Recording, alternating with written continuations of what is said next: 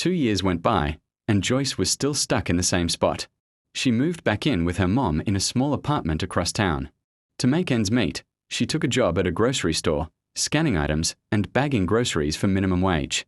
By the end of each shift, every muscle in her body ached. She couldn't afford her own place or really anything at all. At 36, it felt like she was starting from scratch. At night, she found herself scrolling through Jason's social media.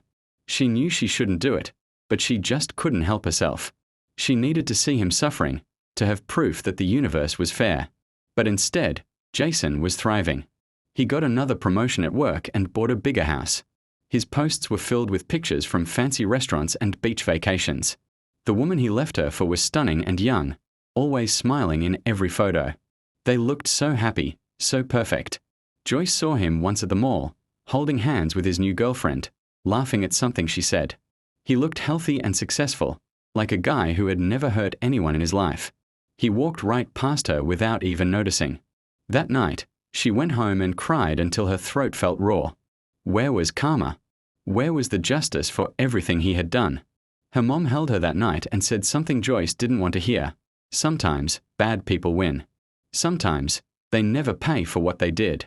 Sometimes, the only person suffering is the one who stayed behind, waiting for revenge that never comes.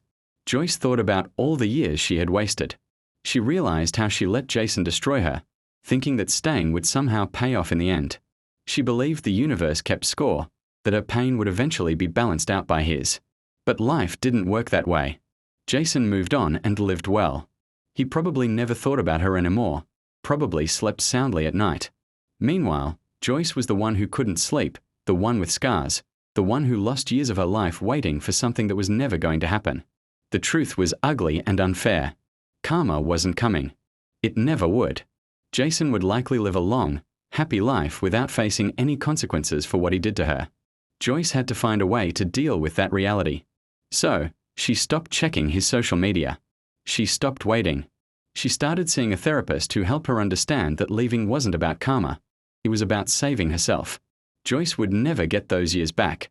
She'd never receive an apology or see justice served. But slowly, painfully, she began to build something new.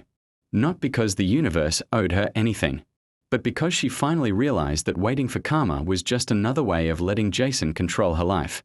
Some people do terrible things and never pay for it. That was the lesson Joyce learned, albeit too late. And it was a lesson that cost her everything.